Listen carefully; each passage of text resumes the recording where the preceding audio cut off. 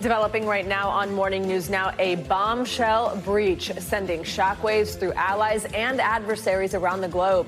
This morning, national security officials looking into how and why sensitive information about U.S. war plans in Yemen were apparently shared over a group chat that included top White House leaders and the editor-in-chief of The Atlantic magazine.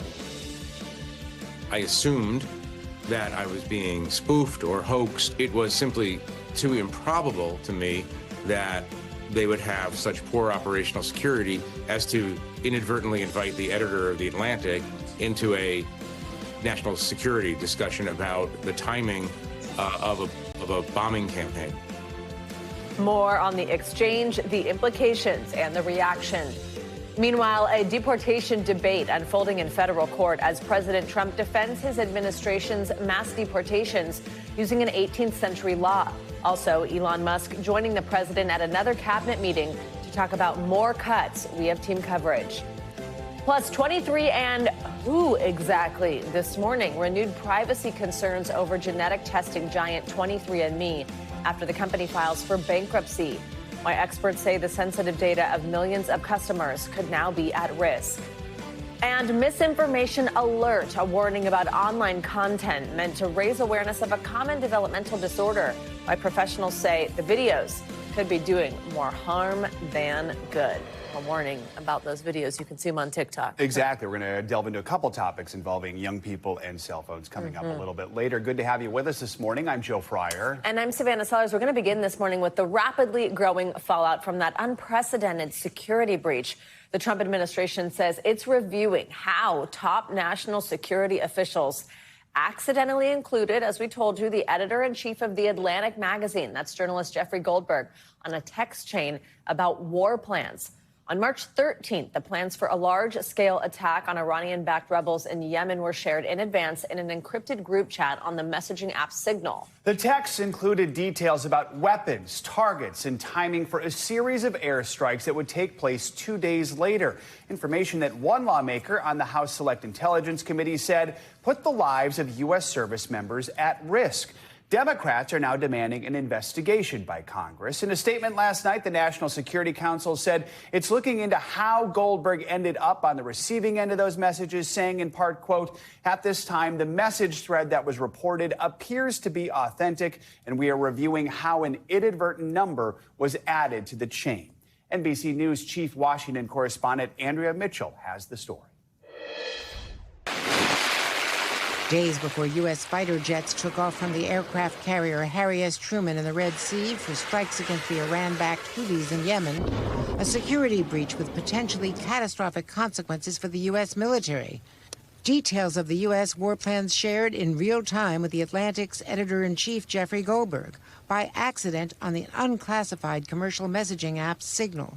I assumed that I was being spoofed or hoaxed or being included in some kind of disinformation campaign because it was simply too improbable to me that they would have such poor operational security as to inadvertently invite the editor of The Atlantic into a national security discussion about the timing of a bombing campaign.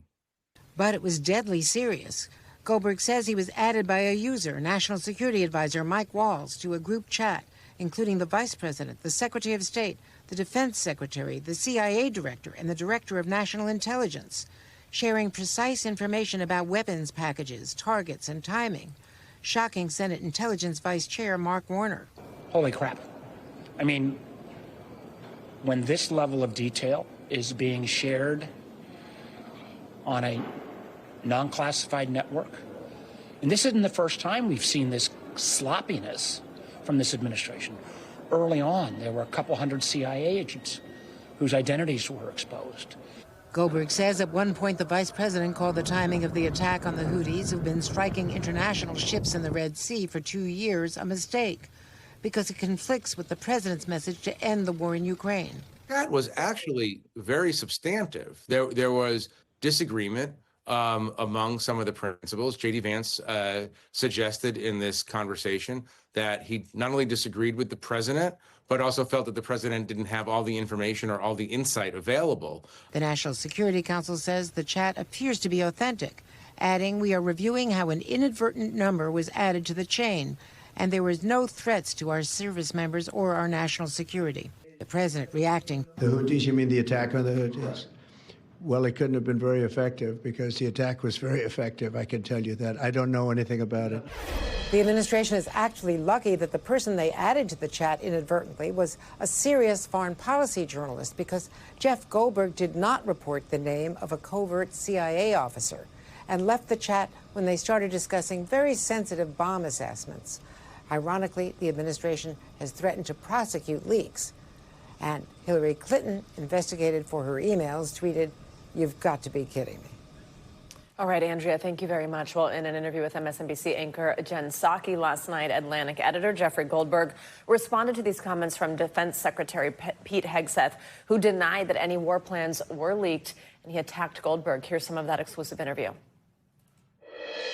Let me play what Secretary of Defense Pete Hegseth had to say.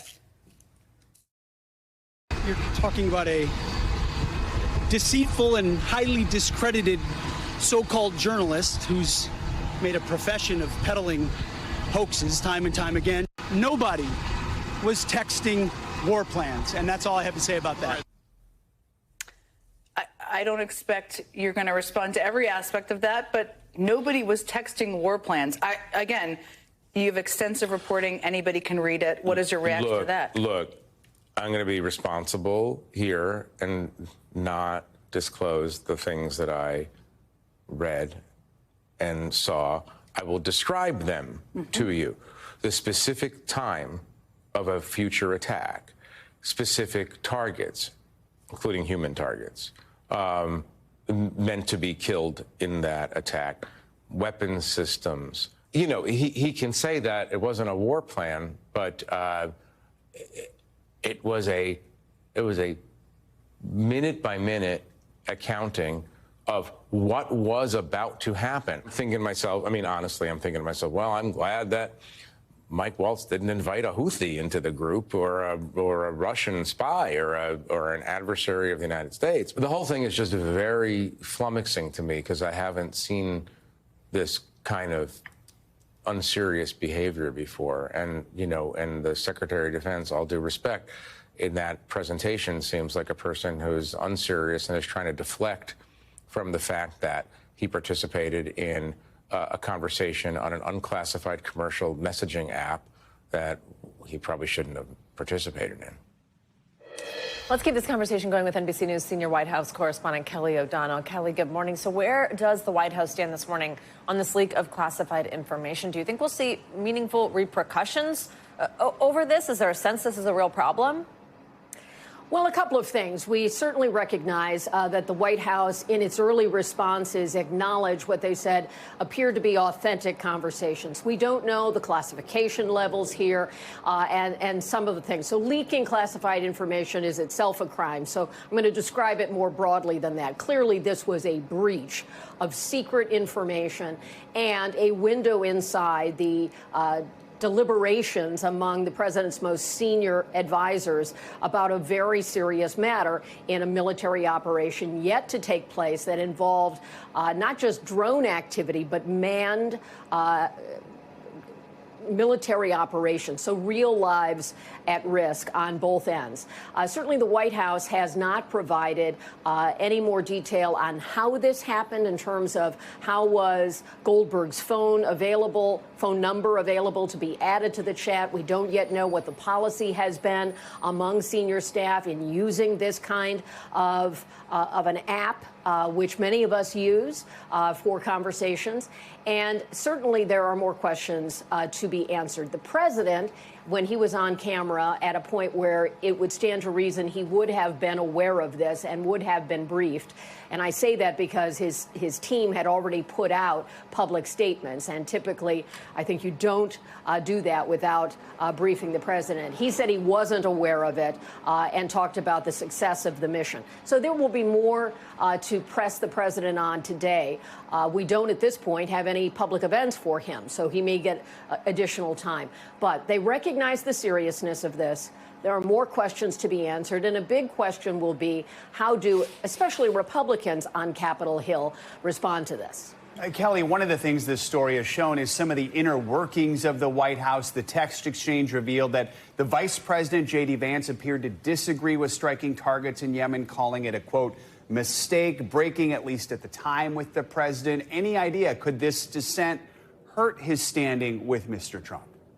Well, perhaps one of the most fascinating things is what you point out here. In addition to the seriousness of a military operation being the core subject, the fact that it revealed how they interact, the kind of points they make with each other, the different voices that were in this. Knowing these officials, I found all of them sort of spoke to the public sense of who we have. The account attributed to Stephen Miller, one of the most sort of loyal Trump advisors from both terms, was very forceful in saying that the president has said this, he's green-lighted it, go. The fact that the vice president raised questions about whether he thought the president was fully served by having all the facts, and the dispute with Europe, that is a window into the inner workings we rarely see, that historians a long time from now will probably look at. So that is very significant in what it tells us. And it could fray some of the relationships. Clearly, senior staff are always talking about the principle. That's the nature of this kind of a hierarchy, where the president is not involved in this level of discussion. He would certainly have been involved prior to that. They reference it. But he's not on this chat. So they're talking about the boss, effectively. And so it does give you a sense of what the relationships are, where some of the vulnerabilities may be. And that's something that will be pursued further as well. All right, Kelly O'Donnell, thank you very much. For more on this, Lieutenant Colonel Alexander Vindman joins us now. He's a retired U.S. Army Lieutenant Colonel who was the Director of European Affairs for the National Security Council during the first Trump administration. He's also the author of the New York Times bestseller, The Folly of Realism, How the West Deceived Itself About Russia and Betrayed Ukraine. If he looks familiar, he was also the whistleblower about President Trump's call during his first administration with the president of Ukraine, a call that led to the first Trump impeachment. Colonel, good to have you with us. So many people on this text chain, they're members of the National Security Council. That's where you serve, so that's why we're anxious to talk with you. What was your reaction to this breach? Have you seen anything like this during your career? I saw your reaction on social media yesterday. We can't put that on television, but tell us what you thought about this. Well, I think I had a very serious response initially, and then I went into like meme mode just because it was so absurd. When I started reading Jeff's article, the first thing I saw was Houthi PC small group, and immediately I understood that was a principals committee, and I was shocked that the sensitive deliberations from this group was being conducted over a Signal. Because this is highly sensitive from a war plans perspective. The threat to potential troops, if this fell into the wrong hands, the Houthis would be prepared. I was also shocked by the fact that they were talking about really sensitive discussions over allies, and it really should be a wake-up call to our allies. How the administration continues to see the Europeans, as not friends, but as adversaries. And I'm more concerned about the fact that this was specifically labeled Houthis PC small group. What about the Ukraine PC small group or Russia PC small group? Who else is involved there? How did maybe their security lapse, and who else was maybe involved? I quipped kind of very jokingly. It said VP as a response from Hegseth. Could that be Vladimir Putin? Mainly to illustrate that if they lost control of who was involved, they invited the editor-in-chief of The Atlantic, anybody potentially could be involved. And Signal is generally considered secure for the public, but it's not. State actors have access to it. And my conclusion is that this is the result of an administration that has no guardrails. It has no accountability. They don't have to fear oversight from the Congress because the Republicans control the Senate and the House. And this is what happens when you have ultimate impunity, that you could do whatever you want. You don't have to be concerned about handling classified information carefully. And it's very, very dangerous. Colonel, you mentioned that for the general public, Signal is considered safe. I think that's a smart point. Some people might go on there. Reporters use it a lot. But it's not, safe enough for this. Explain what the normal protocol would be for handling this type of sensitive information, why even an app like Signal, where messages are encrypted, is simply not good enough. What are the risks? Well, so first of all, it's now accepted that although Signal is one of the best encrypted messaging apps, it is vulnerable and penetrated by near peers with advanced cyber capabilities, or should not be trusted in that regard. So what you want to do is you want to make sure that your closest held secrets, like your your deliberations over decisions that the president may or may not have made. This was not clear in this context, right? This was a discussion that they were having. Well, it wasn't clear. Stephen Miller says he believes they had go authority. But you want those to be taking place in the SCIF, a highly secure facility where you have people meeting either face-to-face or through very, very secure web channels, cyber channels, and that's not what's going on. These folks talk freely over Signal, over a messaging app. That is very, very dangerous, and we need congressional oversight to understand how far this reaches. Colonel, you mentioned the worry about allies, and I want to delve into that a little more because in this chat we see J.D. Vance say, if you think we should do it, let's go. I just hate bailing Europe out again. And then Defense Secretary Hegseth agreed, saying, I fully share your loathing of Europe freeloading. It's pathetic. I mean, given your European affairs experience, how does one clean up calling Europeans freeloaders? Yeah. Well, I mean, I also believe that we need to rebalance burden sharing. I think the fact is that the Europeans have underinvested given the threats in their own backyard. But this is not the way you talk about those allies that have been with us through thick and thin. When we are attacked, that they're in our corner. When we need something, even if it's distasteful for them, they'll hold their nose and join us because that's what allies do. And instead what you're hearing is basically throwing the Europeans under the bus. So you don't necessarily recover from something like this. It just is another moment of clarity for the Europeans that they have to be ready to go it alone, and something that they've been reluctant to accept. All right, Lieutenant Colonel Alex Vindman, we appreciate your time, your experience, and expertise this morning. Thank you. Thank you. On Monday, a federal appeals panel questioned Trump administration lawyers about the use of the Alien Enemies Act to deport alleged Venezuelan gang members. The Trump administration is seeking to overturn the order of District Judge Boasberg, who temporarily blocked deportation flights to El Salvador using the wartime law. One of the judges, Judge Millett, grilled the Trump administration's lawyers on the lack of due process, saying, quote, Nazis got better treatment under the law.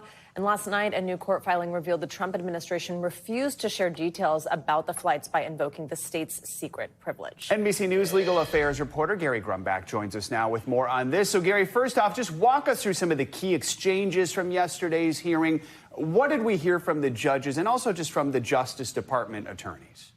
Yeah, this three-judge panel heard arguments for more than 2 hours yesterday about whether or not this appeals court should stay or pause Judge James Boasberg's order that blocked the Trump administration from using the Aliens Enemies Act. And two things really stuck out to me here. First, the idea that there was a real lot of concern that the Venezuelans that ended up in that El Salvadorian prison did not get their day in court. The folks that are sitting in that prison right now were not able to get in front of a judge and say, hey, actually, you have the wrong guy, or this is the reason why I should not be in here. I do not apply, perhaps, to the Alien Enemies Act. They were not given that opportunity, and at least one of the judges was very concerned about that. But, of course, there's three judges here, and they do have to make some sort of decision. One other thing that really stuck out to me was the idea that the government was arguing that perhaps Washington, D.C. District Court was not the right place for the plaintiffs to file this lawsuit because it's not where the crime, or alleged crime, occurred here.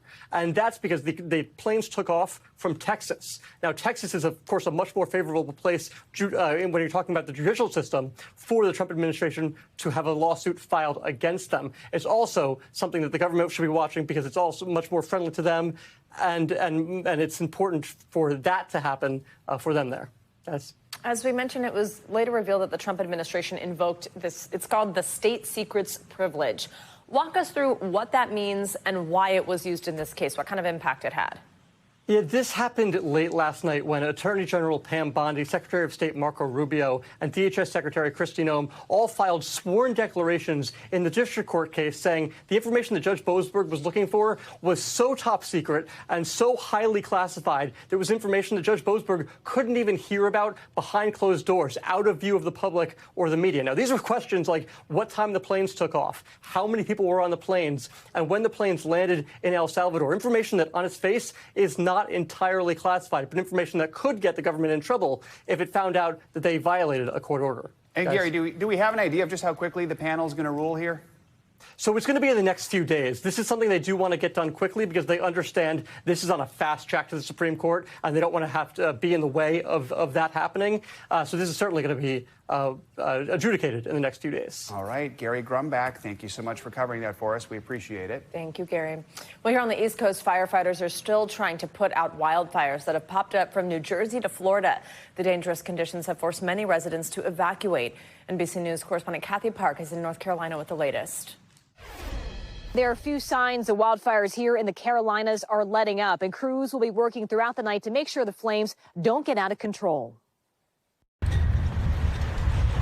Crews across the Carolinas fighting multiple wildfires, attacking the flames on the ground and in the air. Parts of western North Carolina taking the biggest blow just 6 months after the remnants of Hurricane Helene tore through the region. The storm knocked down debris and trees, adding extra fuel to these fires. Take a look. This is just a snapshot of some of the burn scars in the area. We're not seeing any active flames right now, but that doesn't mean hot spots can't flare up at any moment.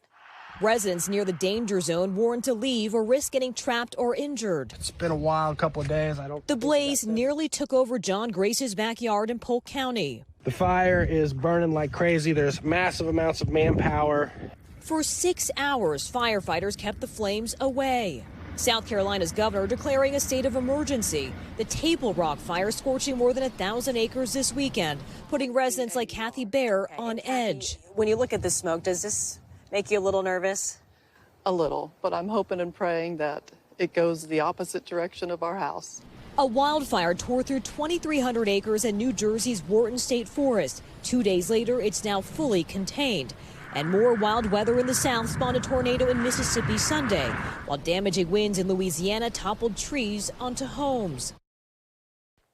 And conditions have been so dry in the area, it doesn't take much for these fires to spread. Here in western North Carolina, nearly 5,000 acres have burned, and that number will likely climb.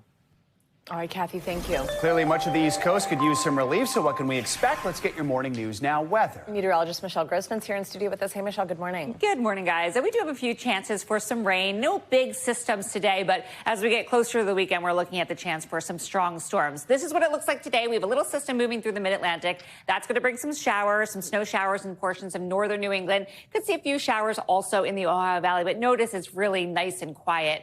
Back to the west, that's the big story. We're looking at west record highs. We're looking at temperatures into the 90s, close to 100 degrees in some spots. So 10, 20, 25 degrees above what is typical for this time of year. Let's start with the chances for rain today. Again, very scattered, not a whole lot. We're going to see a system move through the mid-Atlantic. That's going to bring a period of rain from the Ohio Valley to the mid-Atlantic. And then some snow showers to northern New England, not amounting to much, but still it's spring and you're going to see a little bit of snow there. To the west, we are looking at a Pacific storm that's going to spin in some rain, also some wind into the region. And then an unstable air mass is going to lead to some thunderstorms today and also tomorrow. We have a marginal risk tomorrow for some severe storms. Showers continue from Idaho to northern California. And then we'll see some wet snow developing in the Cascades and also the Sierra Nevada mountains. Where you see these darker colors, that's where we're looking at the chance for some heavier rain. So we could see some heavier rain along the coast in the west. This is what it looks like Wednesday through Friday. Again, 2-3 inches in some spots where you see the oranges and the reds. And it extends all the way from the Pacific Northwest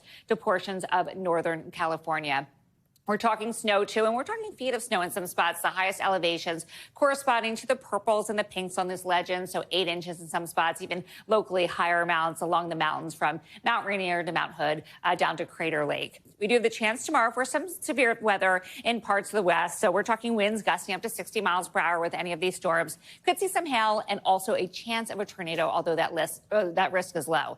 Now, this is a big story. We're looking at an area of high pressure. It's a big one. It's pumping in lots of warm air. wildfire. The jet stream so far to the north, allowing all this warm air to come in. And we are going to break numerous records, not only today, but also tomorrow. And these temperatures are summer-like. We're looking at 98 degrees today.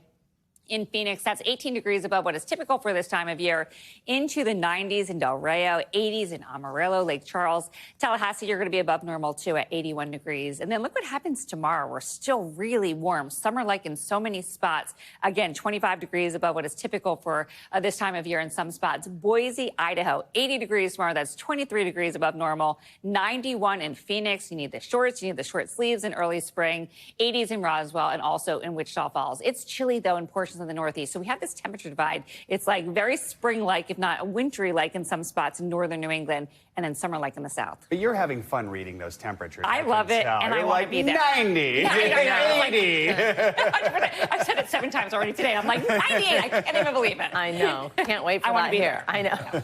Thanks, Michelle. Sure. Much more to come here on Morning News Now. Later this hour, Mind the Gap. New research reveals women still have a long ways to go when it comes to wages in the workplace. The eye-opening survey, plus where the pay gap is widest. But at first, developing news out of the Middle East. A Palestinian filmmaker behind an Oscar-winning documentary reportedly captured and beaten by Israeli forces. We'll have the latest next.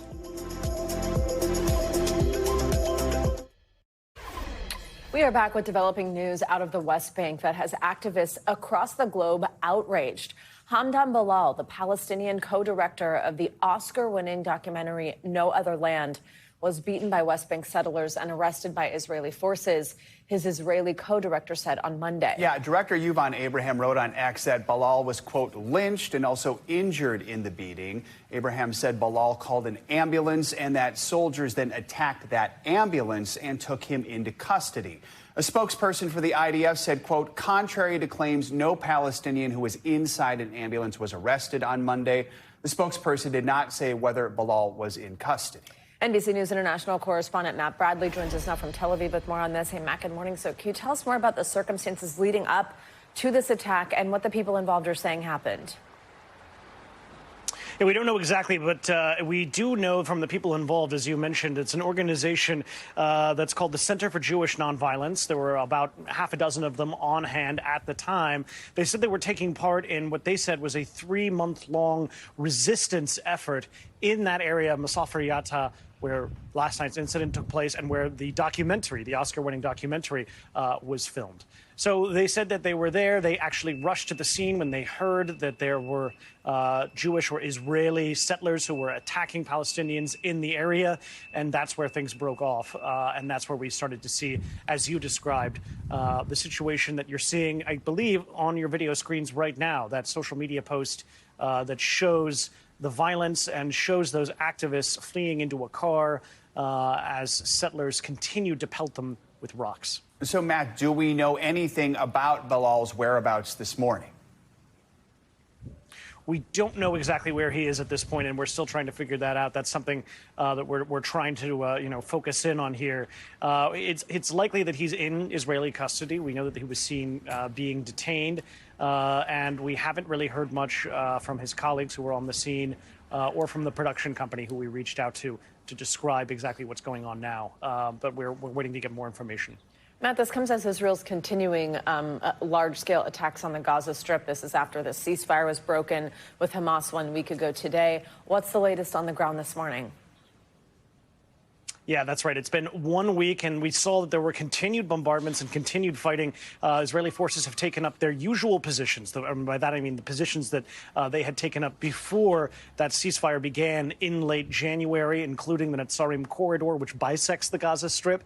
They've been moving outside from the periphery of the Gaza Strip inward, and they said yesterday that they're expanding their operations in the Gaza Strip. I want to mention that there were also 2 journalists who were killed. One of them, an Al Jazeera journalist who the Israelis had identified as a member of Hamas, an allegation that Al Jazeera and the journalist himself denied.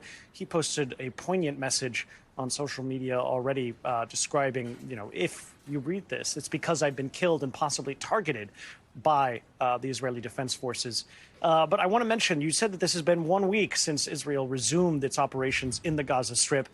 We saw from the Ministry of Health, the Palestinian Ministry of Health in the Gaza Strip, which is ruled by Hamas, that some 62 people have been killed and 296 people have been wounded over the past 24 hours. But I want to mention, ever since March 18th, when this resumed, now nearly 800 people have been killed. 1,600 people have been wounded, and all of this as the death toll ever since October 7th, 2023 in the Gaza Strip rises above 50,000. Guys. All right, Matt Bradley, thank you very much. Coming up, a genetic testing giant once worth billions of dollars now filing for bankruptcy. There's now growing concern about what happens to the sensitive data that 23andMe holds about millions of users. What you need to know. Plus, 'tis the season for spring cleaning. Why experts say tidying up is also good for your mind. Your weekly check-in is next on Morning News Now. This morning, we're learning more about the bankruptcy filing of genetic testing company 23andMe. The filing is raising questions about what will happen to the DNA and the personal information of millions of customers. NBC News correspondent Stephanie Gosk reports. A key to unlock family history and possibly improve one's own health. My DNA journey started here with 23andMe. But now 23andMe, the company that has collected genetic samples from millions of customers, is filing for bankruptcy. I'm the California Attorney General. I'm also a consumer. It's a decision that's best for me to delete today. Attorney General Rob Bonta says he's deleting his 23andMe account, and others should consider doing the same thing. What is your biggest concern about this bankruptcy? That the private, sensitive data and information of 14 million consumers who have used 23andMe could get into the wrong hands. In a statement, 23andMe says it will continue operating its business in the ordinary course during bankruptcy proceedings, adding there are no changes to the way the company stores, manages, or protects customer data. But in 2023, a cyber breach exposed the data of nearly 7 million customers. 23andMe settled a lawsuit for $30 million. Last fall, the company announced it was letting go of hundreds of employees and closing its therapeutics division because profits were dropping. Still, co-founder Ann Wojcicki sounded upbeat about 23andMe's future at the time. Is the company still viable, in your opinion? 100%. Is it? Yes, I believe in the company. I believe in the long-term mission, but I believe it's essential for us to restructure. Posting that her belief in the company and its future is unwavering.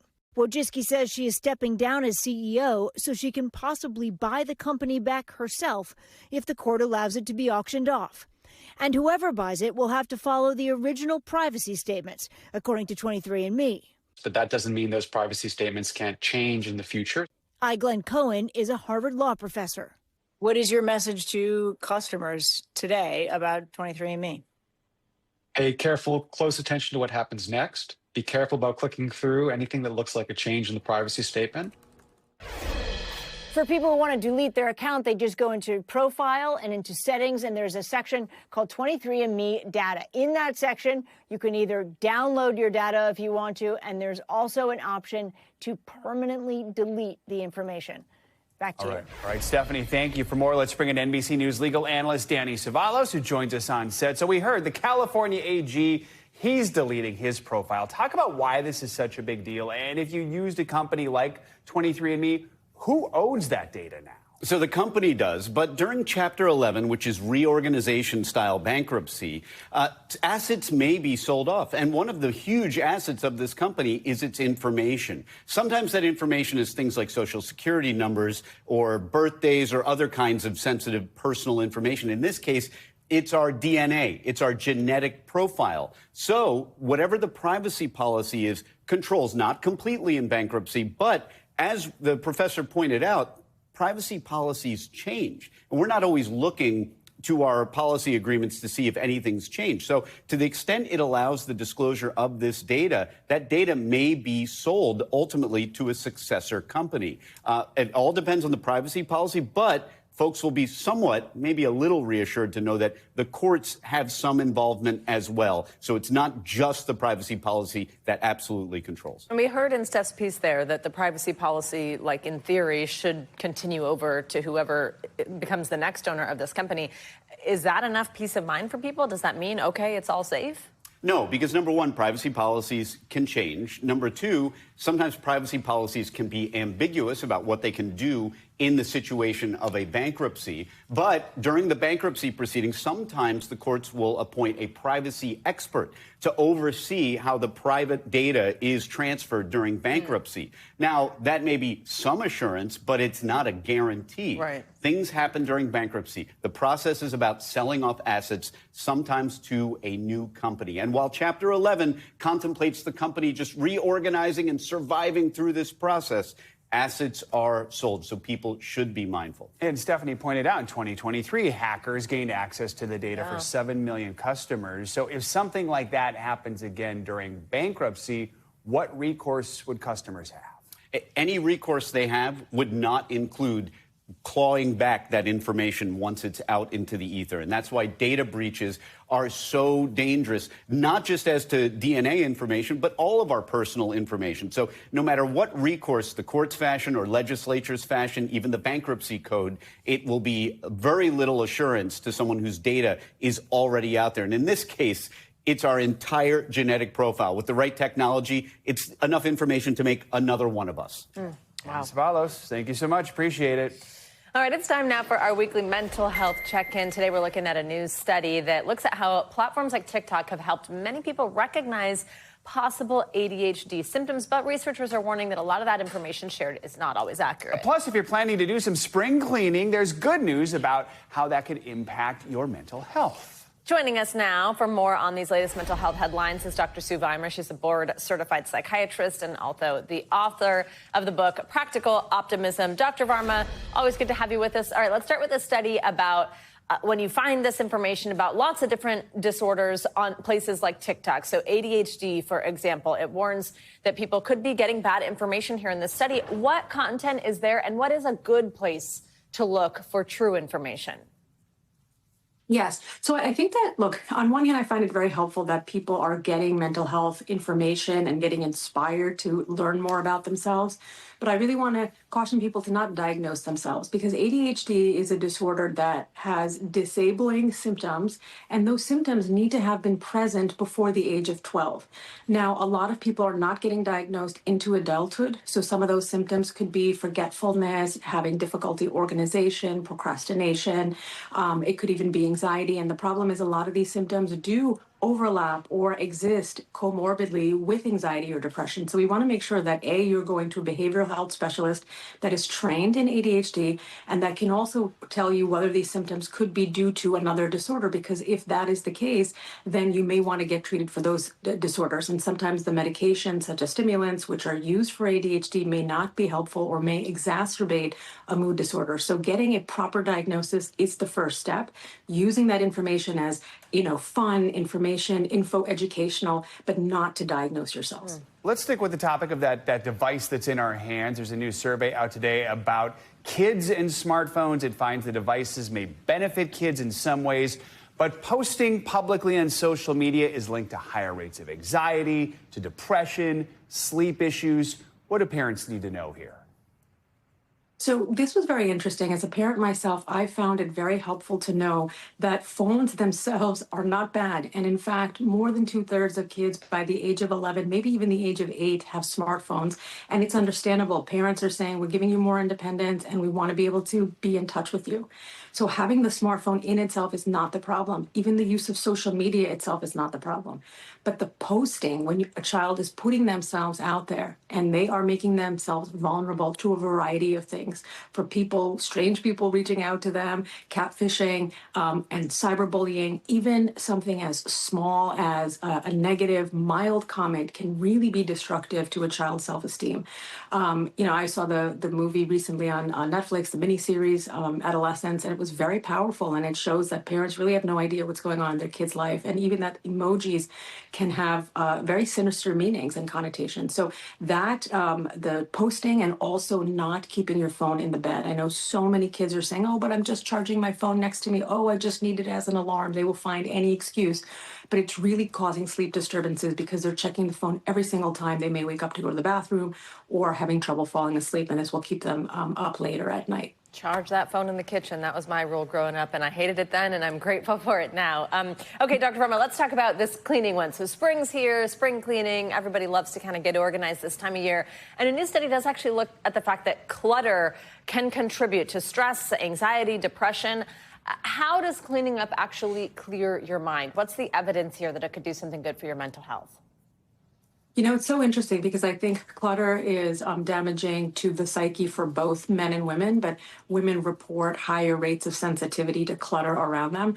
So I would say that it's really important. It doesn't even have to be spring cleaning. It could be throughout the year cleaning, but spring gives you an opportunity to say, you know, what clothes have I not been using? What gadgets and devices? A lot of times we collect boxes for the things that we have that we don't even have the original object, but we still have the box, and do it in small chunks. I would say start a timer. Say I'm only going to do 15 minutes. You know, one of the greatest tips that I ever got is when you get the mail, the best thing you can do is like throw out 90% of it the day that it comes, because then it just starts to pile. And the bills, the same thing. Like start to make it a weekly time, Sunday evening. And I would say make it fun. So put on your favorite music, podcast, if there's a series in the background, or if you want to catch up with a friend or even a member in the household to do it together. But that's really the best way to lower what we call the entry barrier by not making it as difficult or intimidating. Those are some good tips. Getting the mail and that stack of crap that's usually in there just gives me so much anxiety. Dr. Verma, thank you very much. Good to see you. Great to see you. All right, coming up, Postal Service shakeup. The Postmaster General stepping down as the White House gears up for an agency overhaul. We're going to bring you the latest. Plus, shortchanged, new numbers show just how wide the gender pay gap really is. We'll break down the data. This is Morning News Now.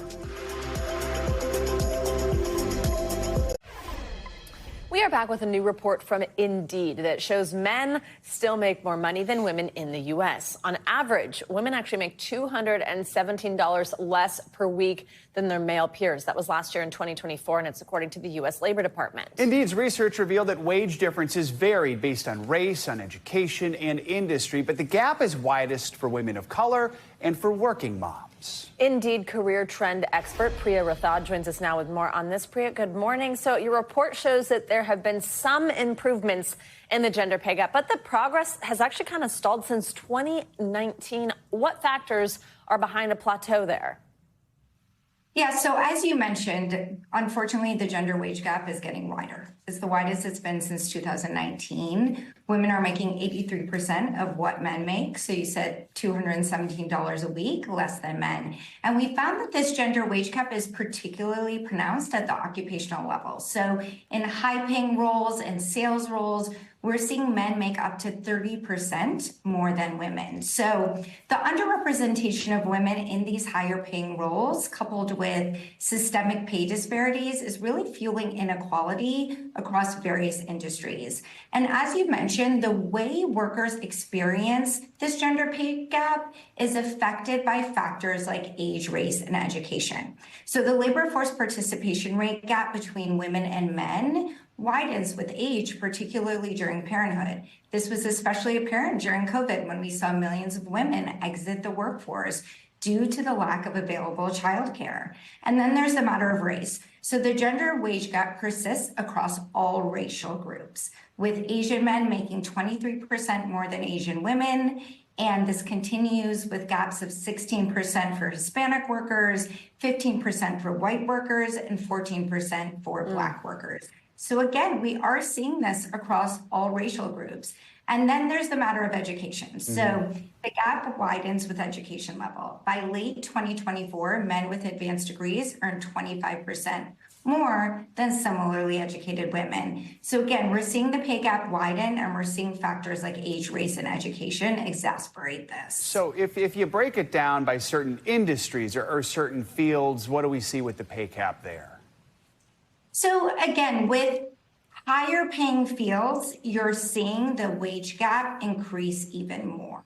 And so in industries like sales and technology and higher paying fields, you're seeing that there is a bigger wage gap for management positions. And then when you look at positions like forestry and farming and those types of industries, you're seeing the wage gap become a little smaller and is closer to around 7%. So again, it does really vary by occupational level. Priya, what can be done to close the pay gap?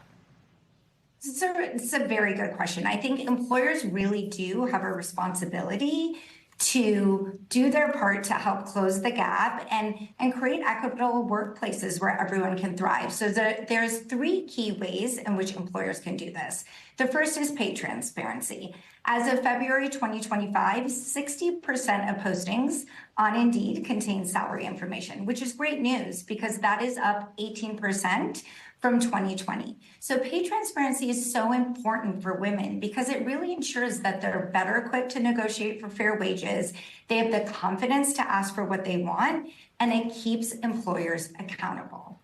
The second one is one that won't be a surprise to you. It's remote and flexible work. So across all age groups, women consistently cite the ability to work remotely as a critical factor when considering job opportunities. Again, this is especially true for working parents. Priya, thank you so much for joining us this morning. That is such good information. Work still to be done for sure. Thank you for having me. All right, stay on your wallet now. The top dog at the U.S. Postal Service is resigning. CNBC's Silvana Henao has more on that and other money news. Hey, Silvana. Savannah, Joe, good morning to you. So Postmaster General Louis DeJoy stepping down from his role effective immediately. DeJoy announced last month he would resign, but would stay on until a successor was named. He had been carrying out a turnaround plan for the Postal Service, but reports say President Trump had been preparing to fire him. The future of the agency has been in doubt since the president raised the idea of either privatizing it or folding it into the Commerce Department. President Trump's media company is teaming up with Crypto.com to launch ETFs. Trump Media and Technology, which operates Truth Social, would launch the funds through its TruthFi brand, and they would include digital assets as well as stocks with a Made in America focus. That's according to sources. Now, Crypto.com would provide the back-end technology, cryptocurrencies, and trade clearing services for the funds. And you'll soon be able to hear alarms on your Apple Watch, even in silent mode. So a new software update coming out in a few weeks includes a feature that changes silent mode, allowing alerts to be heard while everything else is silenced. Currently, the watch only delivers alerts through a haptic vibration to keep notifications private and reduce distractions. Now, each individual alarm you set will have the option to break through silent mode with both sounds and vibrations. Now, I use the vibrations alarm on my watch. That's more than I need. I don't need a sound. That vibration when you're like half asleep, you're like, whoa. It wakes you up. Interesting. I look forward to hearing them in theaters all across the country. Yeah, true. All right. Thanks so much. Thank you. You got it. Coming up, living proof that hard work pays off. Yeah, up next, we're going to introduce you to the New York Yankees' newest catch, whose unlikely journey to the big leagues is capturing hearts online. This is Morning News Now. Stay with us, though. The news continues right now.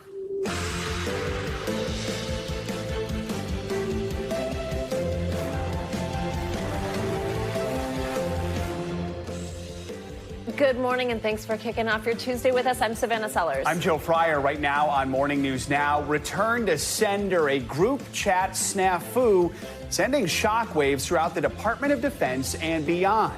Top Trump administration officials apparently caught discussing secret plans to attack Iran-backed targets in Yemen on a text chain. That chain included the Atlantic's editor-in-chief. Now the Trump administration is digging in, hoping to rein in some of the fallout. We've got the very latest from Washington in just a moment. Also this morning, a federal crackdown on the violent incidents and vandalism targeting Tesla cars across America. The FBI now rolling out a special task force aimed at finding those behind the attacks. Protests against the company's CEO, billionaire Elon Musk, growing louder. We'll have the latest. Plus, a troubling health alert that's puzzling even some of the nation's top doctors. What officials believe is behind a nationwide rise in tuberculosis cases, now at their highest levels in nearly 15 years. How you can spot the symptoms. And later in the hour, snack food slowdown. Why hungry consumers are losing their appetites for their favorite sweet and salty treats and leaving them off that weekly grocery list altogether. I'm not there yet. But I was going to say, are people still keeping their New Year's resolutions going? I might be inspired by this one. All right. Let's begin this hour with that group chat bombshell that is sending shockwaves across Washington. The editor-in-chief of The Atlantic magazine reported he was inadvertently added to a text group with senior Trump administration officials. Now, in that chain, they were discussing plans to attack Iranian-backed rebels in Yemen earlier this month. The text included details about weapons, targets, and timing for a series of airstrikes. Information that one lawmaker on the House Select Intelligence Committee said put the lives of U.S. service members at risk. Democrats are now demanding an investigation by Congress. NBC News senior White House correspondent Garrett Haake starts us off. Hey, Garrett, good morning. None of the senior national security officials on that chat appeared to notice they were joined in it by a journalist, tracking every word as they debated policy, discussed detailed war plans, and even celebrated their successes. A private, candid series of conversations now spilling out into public view in what lawmakers are calling a shocking, remarkable, and brazen violation of the manner in which national security secrets are supposed to be kept. This morning, the Trump administration digging in as the fallout grows over that text chat bombshell. The top officials discussed secret U.S. military plans in a group chat on the encrypted messaging app Signal, with The Atlantic magazine's top editor inadvertently included.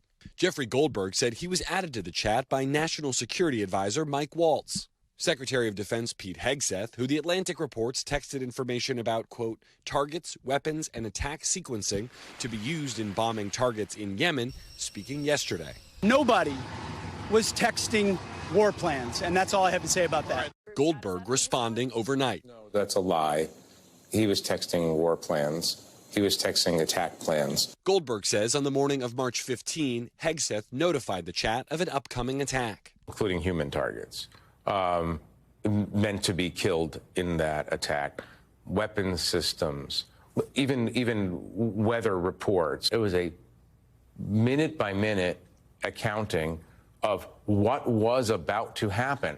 Around 2 hours later, he says, reports came in of explosions in Yemen.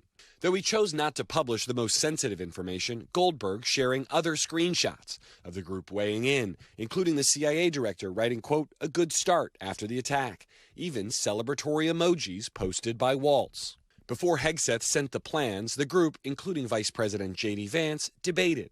Vance saying he thought the operation was a mistake, adding, quote, I'm not sure the president is aware how inconsistent this is with his message on Europe right now. The group later agreed to go forward.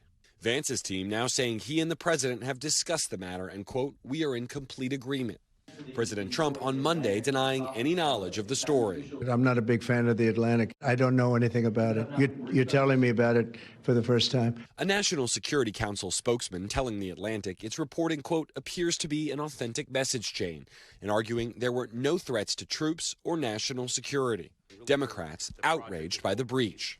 This is reckless, irresponsible, and dangerous. While Republican lawmakers have largely shrugged it off. An inadvertent phone number made it onto that thread. They're going to track that down and make sure that it doesn't happen again. So what happens now? President Trump did ultimately read the story yesterday, a White House official tells me, and two sources say he's spoken with Mike Waltz about the episode. The White House yesterday released a statement that reads in part that Trump still has the, quote, utmost confidence in his national security team. Several members of that team will testify on Capitol Hill today in an unrelated hearing where Democrats are already planning to grill them about this episode. All right, Garrett, thank you. Well, for more analysis, let's bring in former NATO Supreme Allied Commander and Vietnam veteran General Wesley Clark. General, thank you very much for your time this morning, and we'd love to start just with your reaction to this unprecedented security breach. What did you think when you first heard about this, read these headlines?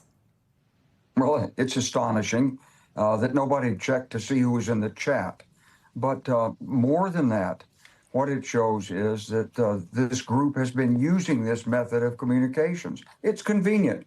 A lot of people in civilian life use Signal because inadvertently people can't listen. But if you're in a high-profile position, people have your telephone number, of course they can get into your phone and listen even if you're on Signal. And that's why you can't use it. And they should know that, especially the Director of National Intelligence, the National Security Advisor. This is all about the procedures for protecting the intent and operations of the U.S. government. And so what this indicates to me is, okay, no, the Iranians didn't do anything to us. That's not the issue. The issue is you can't communicate in national security channels using your private cell phones with an app like Signal. You just can't do it. Everybody knows it. Everybody understands it's insecure.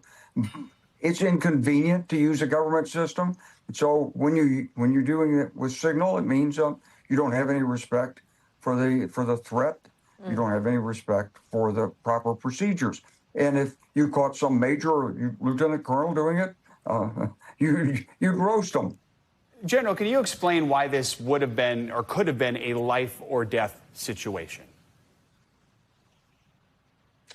Well, it could have been a life or death situation if, in this particular case, someone had monitored it, warned the Houthis, alerted the Houthis in such a way that they could have interfered with the operation. Now, in this case, we have overwhelming dominance in the area, so it was unlikely.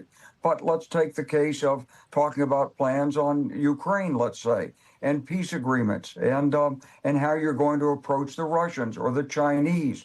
So you're getting, you could be revealing critical elements of the intent. Here's what the president told me. That's really important to foreign adversaries or potential adversaries. So that's the real risk, is this has become apparently habitual. General, having been in these rooms yourself, what kind of conversations do you think are going on now among ranking officers in the Pentagon over this? Well, I think people know that some of the people on this team weren't experienced. They hadn't been previously in these highly sensitive positions, and they say it's a learning experience. And so they hope that it won't be repeated, and they hope that there's a change in procedures. But I think it says something about the character of the team and how they're approaching the sensitive positions that they're in. And it reflects the administration's priorities. When Defense Secretary Hegseth was first confirmed, you said he faced some big obstacles ahead: budget issues, military recruitment challenges, and you mentioned he might face a steep learning curve taking on this role, especially considering most recently he was a Fox News host. Based on what you've seen so far, based on his reaction that you're watching right now last night, how do you rate his performance so far? Do you feel like he is learning what he needs to learn? Well, it's really hard it hasn't been very long. This is a mistake. It's a rookie mistake, but it's characteristic of someone who hasn't been on the inside at high levels before. I like the fact that we're using strong force against the Houthis. I think that's the right approach. I think that the previous administration had the wrong approach in doing tit for tat. We'll see if this approach is more effective against the Houthis. I've looked at other things. I'm not sure in terms of his appreciation of the threat. Is it the border? Is it China? Is it global stability? Is it the four potential adversaries lined up against us? What about Russia? And so there's a lot of issues that have yet to be defined. But, we all want this administration to succeed. This is America's national security. So I hope he makes it through. General Wesley Clark, we really appreciate your time this morning. Thank you for joining us. Thank you. Thank you. The FBI says it's taking new measures to crack down on violence and vandalism against Tesla cars and dealerships. This follows a string of incidents targeting the company, most recently in Austin, Texas, where a bomb squad was brought in to remove potential explosives at a Tesla showroom. NBC News correspondent Liz Kreutz joins us with the latest. Liz, good morning. Hey, Joe, good morning. Yeah, there have been at least 80 reported cases of vandalism or arson targeting Tesla vehicles, both nationwide and in Canada. The FBI director is now calling these incidents domestic terrorism, launching a new task force to look into the crimes. This as thousands join a peaceful protest movement against the president's close ally. This morning, the FBI announcing a new task force aimed at finding whoever is behind several recent attacks on Tesla cars, dealerships, and charging stations. The latest incident in Austin, Texas, where authorities say incendiary devices were placed around a Tesla showroom. A bomb squad brought in to safely remove the potential explosives. The incident just the latest in a string of vandalism and arson targeting Tesla locations and vehicles. The company becoming a flashpoint by those frustrated with Tesla CEO Elon Musk and his role in the federal government, from spending cuts to sweeping layoffs. The Trump administration calling the attacks on Tesla domestic terrorism. But I think they're going to suffer very grave consequences because they're really terrorists when you think about it. With Tesla stock down 44% from a high in December, the president recently showing his support by shopping for a new Tesla at the White House. Across the country, a peaceful Tesla takedown movement also growing. What's going on in Washington, D.C. right now is not right. Thousands of protesters gathering at nearly 90 Tesla showrooms, calling on people to sell their vehicles. Joan Donovan is one of the original protest organizers. What is the goal of the Tesla takedown movement? It is to do something to call attention to Musk to try to get him to leave his post in the government. As protests against Musk grow, some counter-protesters turning confrontational. In Berkeley, California, a 33-year-old arrested after pulling a stun gun. And in Palm Beach County, Florida, a Trump supporter charged with assault after driving his car towards the crowd, almost hitting protesters. Now, this upcoming weekend, the Tesla Takedown Group is planning a day of action with protests planned at 500 Tesla locations around the world. As for the violence, Elon Musk posting that these attacks are acts of terrorism. FBI Director Kash Patel is warning those responsible will be pursued, caught, and brought to justice. And for its part, Tesla is ramping up security at dealerships, including activating the cameras and sensors on their cars, Joe. All right, Liz, thank you so much. Well, the Trump administration has made new allegations against Columbia University graduate Mahmoud Khalil. Khalil was detained without charge by federal agents earlier this month due to his pro-Palestinian activism on campus. The Justice Department alleges Khalil, who is a green card holder, failed to disclose membership of certain organizations in his permanent residency application. Khalil's legal team called the allegations desperate. NBC News correspondent Antonia Hilton has the latest. At Columbia University, the faculty flooding the campus in protest. Professors and researchers blasting university leaders for caving to a series of demands from President Trump in order to secure federal funding, and calling for the release of graduate student Mahmoud Khalil. In the last few weeks, we've endured one crisis after another. There was the arrest and detention without charge of our former student Mahmoud Khalil. The green card holder and pro-Palestinian activist is an Algerian citizen of Palestinian descent.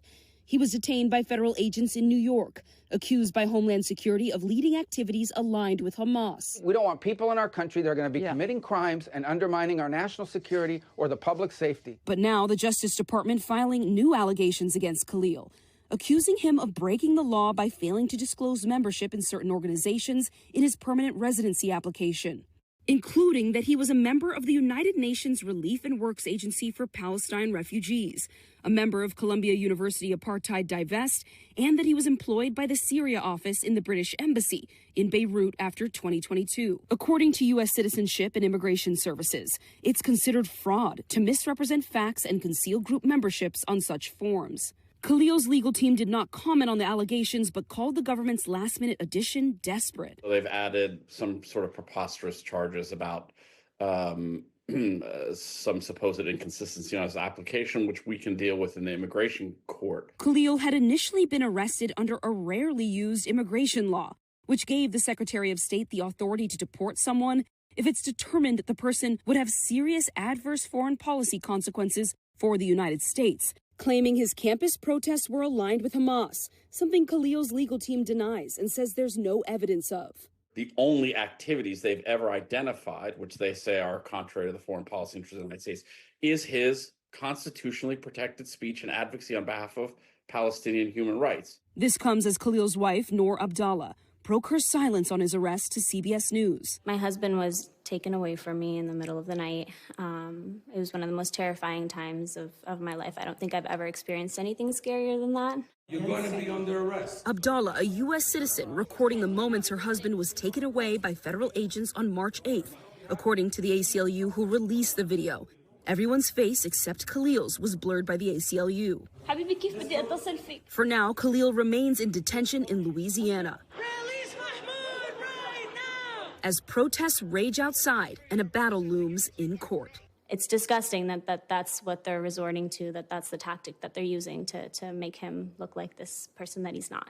Literally, it's so simple. He just does not want his people to be murdered and killed. Thanks to Antonia Hilton for that report. Well, Khalil also has a separate deportation case in Louisiana where he's being detained. The attorney in his deportation proceedings told NBC News that, quote, "This is not a typical case and it's outrageous." This morning, messages of love and support are rolling in for the family of former MLB veteran Brett Gardner after the sudden death of his teenage son, Miller. Yeah, investigations are zeroing in on whether food poisoning played a role in his death, just days after the 14-year-old died in his sleep while on a family vacation. NBC News correspondent Emily Aketa is here with the latest. Hi, Emily. Good morning. Guys, good morning to you. We now know Brett Gardner's family was on vacation in Costa Rica when several of them got sick and his 14-year-old son, Miller, died. Investigators say the preliminary cause of his shocking death was asphyxiation. This morning, new details coming into focus about the tragic death of Yankee star Brett Gardner's teenage son, Miller. Authorities revealing the family had been vacationing in Costa Rica when the 14-year-old's body was found in a hotel room on Friday. The Judicial Investigation Agency there telling NBC News it appears the teen died of asphyxiation, believed to be caused by vomiting. According to the agency, the family told investigators they may have been suffering from food poisoning. Gardner's family had been staying in Manuel Antonio, a popular resort area on the Pacific coast of the Central American country.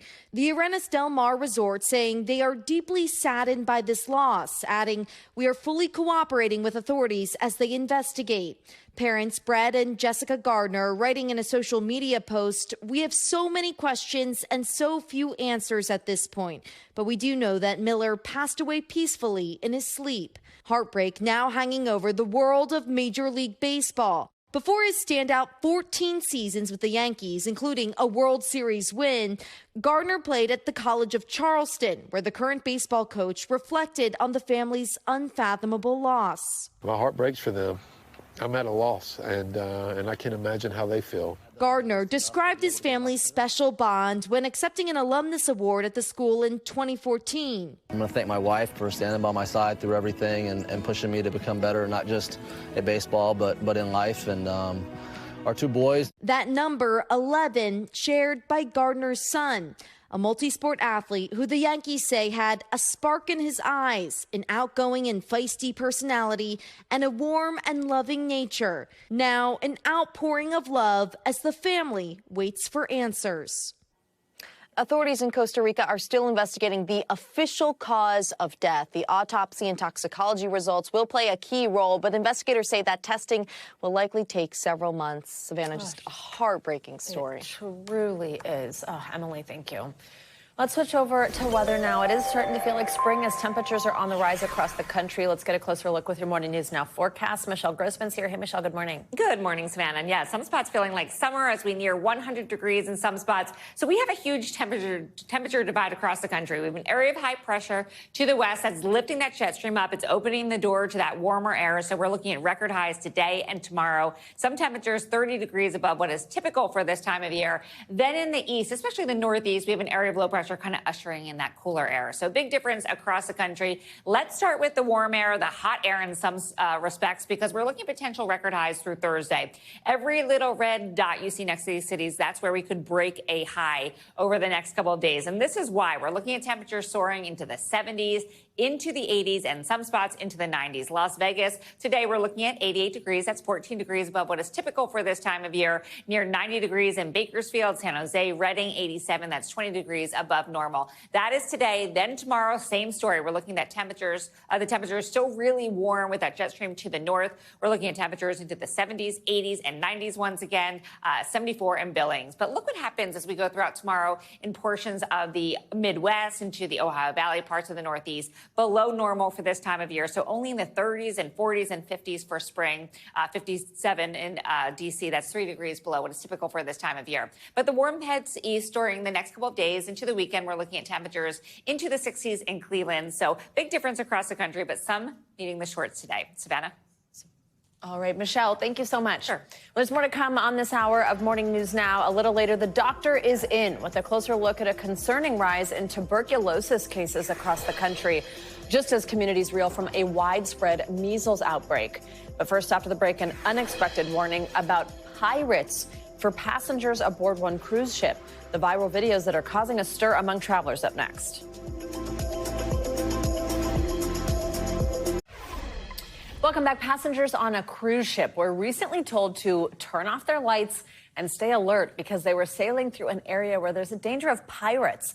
The warning has gone viral, and it is fueling concerns about cruising. NBC News correspondent Sam Brock has the details here. Hey, Sam, good morning. Savannah, good morning. Look, you just can't make this stuff up, right? Passengers on board the Queen Anne, currently in the middle of a 100-plus day voyage around the world, recently received a warning over the ship's PA system about turning off cabin lights and closing curtains for 24 hours due to the heightened risk of pirates. Those in the cruise industry say those threats are extremely rare. This was just precautionary, but videos that one passenger posted to social media are definitely creating quite a stir.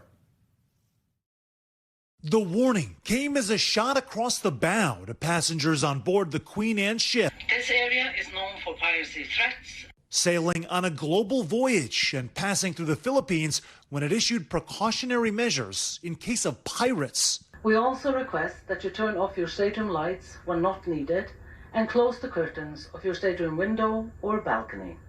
Lily McGinley posted this video to TikTok that's now received almost 9 million views. Was there any thought in your head like, there's no way that we have to be worried about pirates? There are people who were nervous, of course. When you do world cruises, you do come across places like this. It's part of the adventure. She also posted about the water cannons there for safety. There are pressurized fire hoses around the deck. Some passengers on the lookout using binoculars. Chris Gray Faust with Cruise Critic says that despite the apparent oddity of the situation, it's not cause for concern.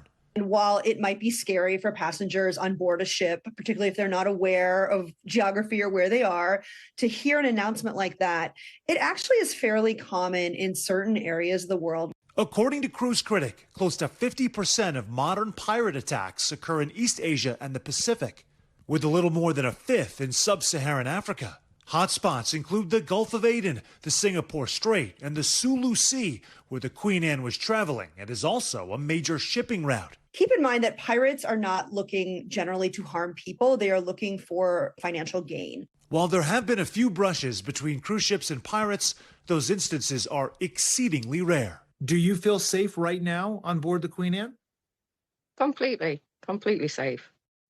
Okay, so Cunard, which owns and operates the Queen Anne out of the UK, told NBC News in a statement that as part of standard maritime procedures, our captains may make precautionary announcements when sailing through certain regions. There was no specific threat to the ship or to its guests, and our onboard experience remained uninterrupted. But yes, for a 24-hour period. If to you, uninterrupted means in the dark. Exactly. For 24 hours out of this 100-plus day trip, do not turn on your lights, close your curtains, and don't go out onto the promenade. This is what everyone had to do. That's my idea of it. Cruise trip. The thrill. Thank you, Sam.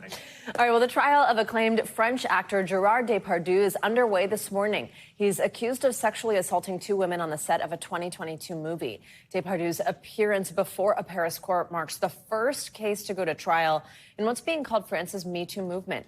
The Oscar-nominated actor has been publicly accused of misconduct by at least 20 women.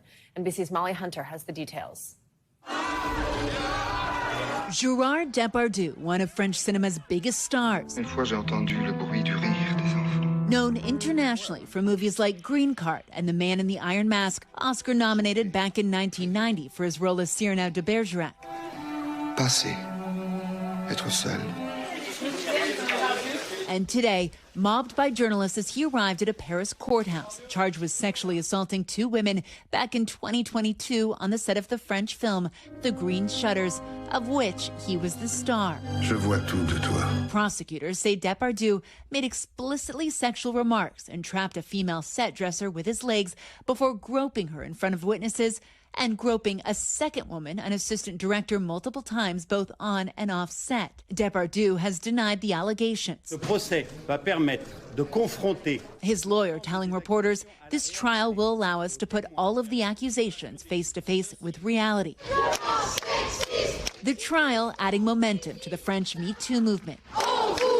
Protesters gathered outside the courthouse on the first day of what's expected to be a two-day trial. It's important to have a strong mobilization today in support of the victims, this protester says, and especially for him to answer for his actions. This may be French cinema's watershed Me Too moment. Over the years, Depardieu has been accused by at least 20 women in total, either publicly or in formal complaints of misconduct, but this is the first trial. Depardieu has consistently denied those allegations. Va multiplier les propos obscènes. Last December, the documentary Depardieu, The Fall of an Ogre ran on French TV, showed Depardieu repeatedly making sexually inappropriate comments. The documentary highlighted footage from a trip to North Korea back in 2018. At one point, Depardieu appearing to make obscene comments to this woman who can be seen actively backing away from him as he reaches for her shoulder. Depardieu did not immediately respond to NBC News' request for comment on the North Korea footage. But last fall, he penned an op-ed in the French newspaper Le Figaro. I want to tell you the truth. I have never, ever abused a woman. Supporters of the Me Too movement in France and advocates for Depardieu's accusers say it's a long time coming and hope this week's trial will not be the end. Facing just 2 of his accusers is a start. A verdict will be announced in several weeks. Our thanks to Molly Hunter for that report. As we mentioned, it's the highest profile case in France's Me Too movement, and if convicted, Depardieu could face 5 years in jail and a fine of up to $81,000. Well, a new Russian missile attack in northeast Ukraine could be compromising ceasefire talks in Saudi Arabia. NBC News international correspondent Claudio Lavanga joins us with some international headlines. Hey, Claudio, good morning. Savannah, good morning. Well, that's right. The ongoing ceasefire talks in Saudi Arabia are being made even more difficult by this new wave of Russian missile attack in Ukraine, this time on the city of Sumy on Monday. President Zelensky said at least 90 people, including 17 children, were injured after a missile attack damaged apartment buildings and a children's hospital.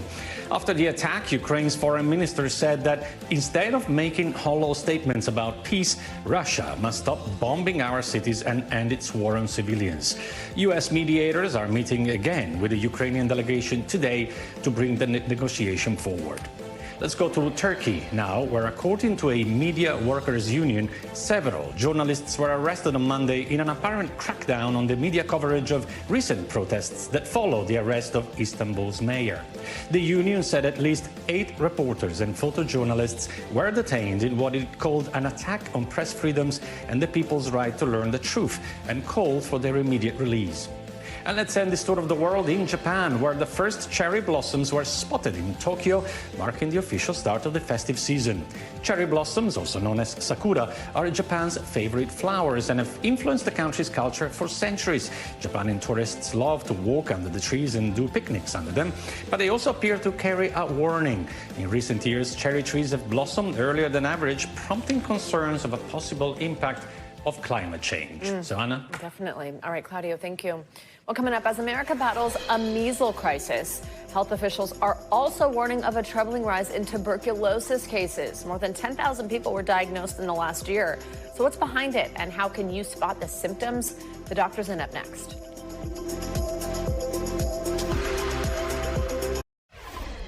We are back with some concerning health news. Tuberculosis cases are on the rise in the U.S., reaching the highest levels in nearly 15 years. Just last year, over 10,000 cases were recorded, marking an 8% increase from the previous year. And what's even more troubling, cases are rising across all age groups, and 34 states have seen a spike. NBC News medical contributor, our friend Dr. Kavita Patel, joins us on this. Hi, Dr. Patel. Good morning. So what do you think is behind this?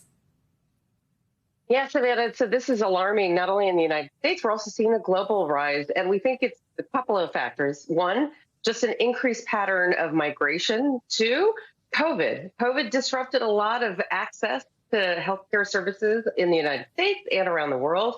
And that led to a lot of people having what we call latent TB or TB infections that weren't diagnosed. That's why you're seeing a rise in so many states.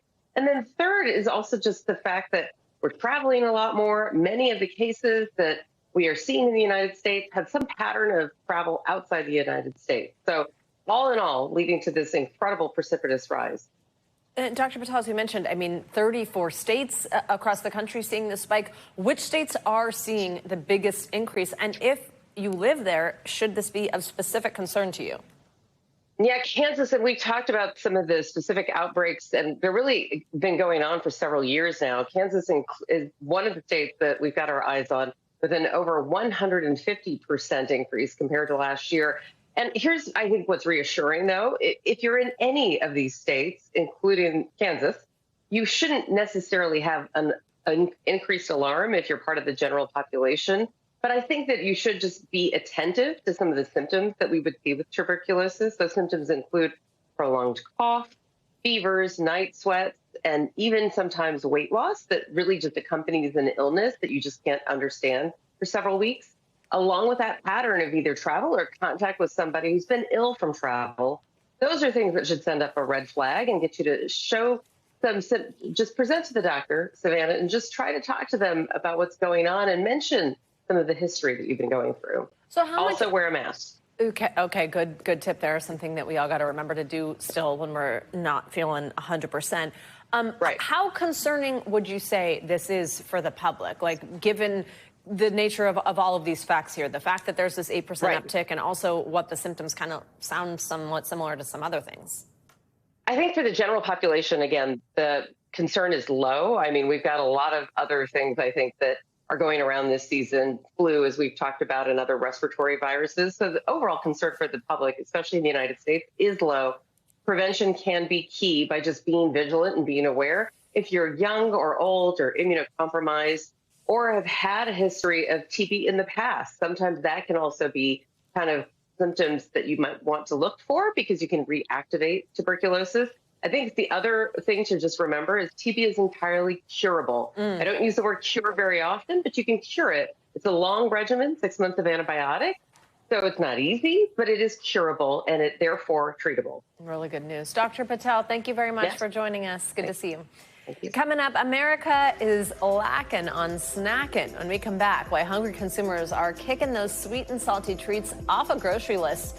Cooking up a snacking recession. We're watching your wallet up next. We're back now with more on the popular genetic testing company 23andMe filing for bankruptcy. Now, the company has collected millions of genetic samples from customers who are now wondering what is going to happen to all that personal information and their DNA.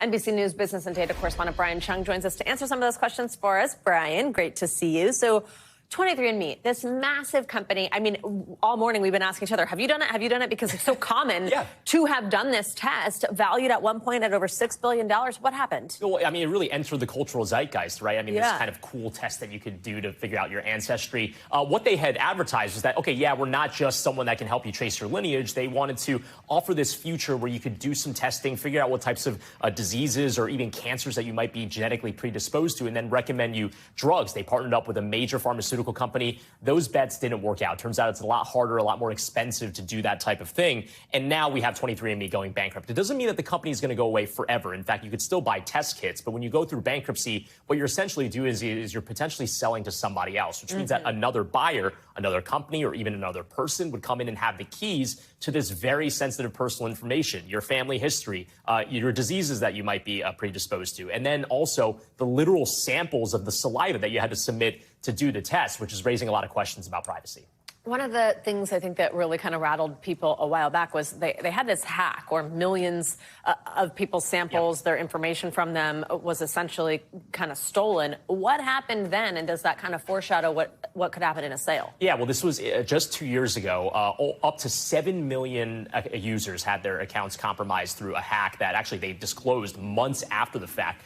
They actually ended up paying about $30 million, I believe it was, to address those concerns. But again, these breaches are a big reason why you have this question, well, if they're in bankruptcy right now and then another company comes in and buys them, is that other company going to be beholden to pretty rigid security standards to make sure that the people that are sending this very sensitive information to 23andMe have their data safe? Now, the company says that as they go through this bankruptcy proceedings, that they will pay a lot of consideration to the way that their next buyer is going to handle privacy of the 23andMe users. But again, you just don't know what that's going to look like. So if you're waking up this morning hearing these headlines, you've done this, what can you do? Yeah, well, 23andMe, in those cases, they have your personal information. What you can do, though, is you can go in and delete your data. So the way to do this is go into settings. Under settings, click 23andMe data.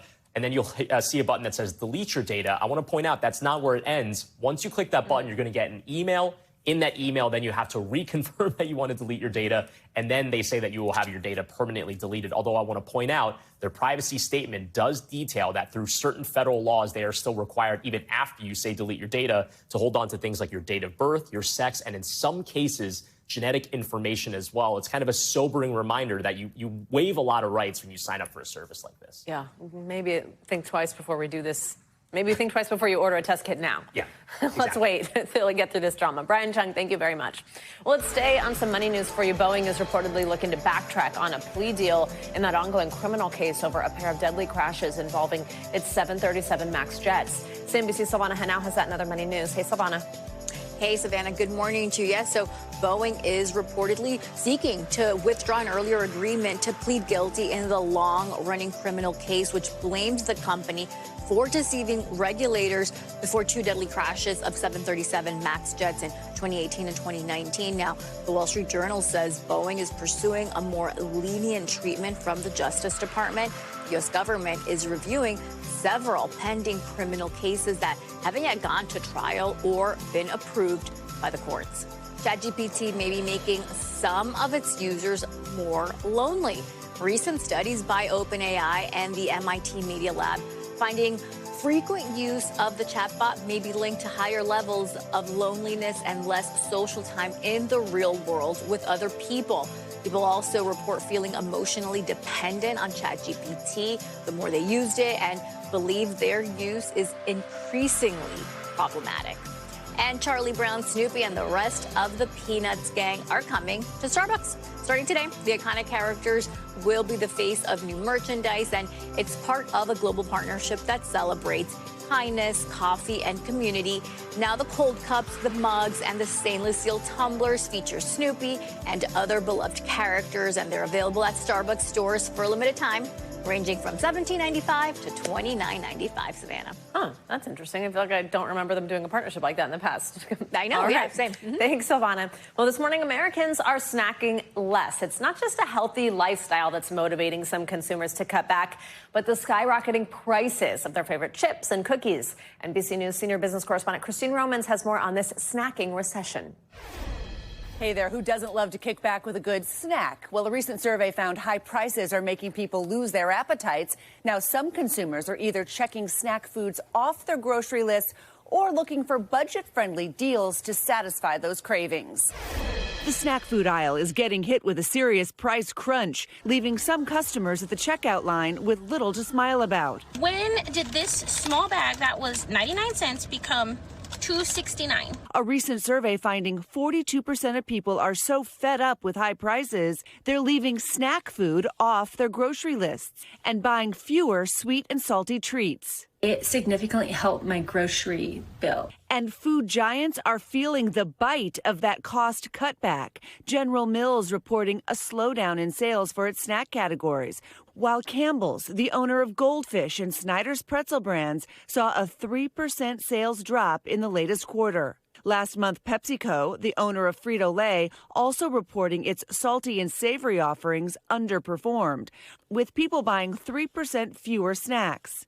Though its CEO is optimistic business will bounce back. We have to continue to give value to consumers in terms of portion sizes or entry points or value packs. Between the bird flu outbreak, tariffs, and a rapidly changing climate affecting food production, prices are expected to keep growing at above average rates. The cost of a bag of chips now nearly $6.50. Up about 30% compared with prices in 2021. And although cookie prices have dropped slightly since last year, they still cost nearly $5 on average. We have rising food costs, and we have, people are trying to be healthier now. And there's also weight loss medications. And companies are feeding into new strategies, from unpredictable flavors. This is real. We're getting Wendy's Baconator Cheez-Its. To going viral, with a recent global survey finding 60% of people are motivated to try a new snack they see on social media. Finally got my hands on these Post Malone Oreos. Leaving brands craving for customers trying to become the next big thing. They're doing their best to keep up, but ultimately, a dollar is a dollar is a dollar. According to Morgan Stanley research, we've learned that by 2035, the number of people taking weight loss medications could be 24 million. We're already seeing households that have at least one user reducing grocery spendings by more than 5% within just 6 months of starting to take those meds. Companies are definitely taking notice, offering healthier alternatives and portion control options for diet-conscious shoppers. Back to you. All right, Christine, thank you. Now to what critics are calling the dark side of K-pop, the South Korean multi-billion-dollar music industry that has taken the world by storm. New Jeans, one of the genre's biggest groups, is pushing back in a big way after a court shot down their petition to perform independently from their record label. NBC News entertainment correspondent Chloe Malas has more on the legal drama. One of South Korea's biggest K-pop bands is taking a historic stand. The girl group New Jeans announcing an indefinite hiatus, saying at their Hong Kong show, "This might be our last performance for a little while." A court on Friday shot down their petition to perform independently and leave their record label Adore. So the stars are fighting back the only way they can, refusing to perform or release any new music. It all comes after a months-long battle. New Jeans first publicly accused Adore of mistreatment and workplace harassment in a since-deleted YouTube video last year. The accusations making major waves as Adore is part of HYBE, the South Korean entertainment giant behind global K-pop sensations like BTS.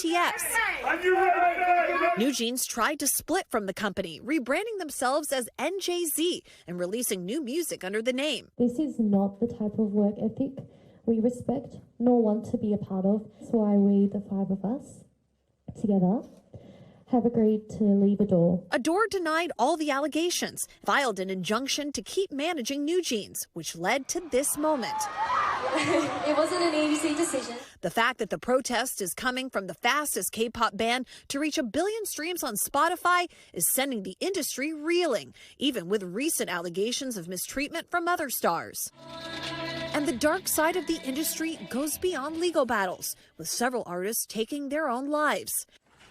The New Jeans legal drama brought a new blow to entertainers after the South Korean Labor Ministry ruled that stars aren't even considered workers, instead labeling them as independent contractors that have a share in the profits. The decision basically negated the workplace harassment claims that New Jeans made. Adore expressed regret over New Jeans' decision to unilaterally suspend activities, also saying in a statement, quote, "Adore is fully committed to supporting New Jeans, consistent with the terms of our legally valid exclusive contract, which goes until 2029, meaning this hiatus could last years if there's no resolution with New Jeans or a shift in the world of K-pop. Chloe Malas, NBC News. Thanks for watching. Stay updated about breaking news and top stories on the NBC News app or follow us on social media.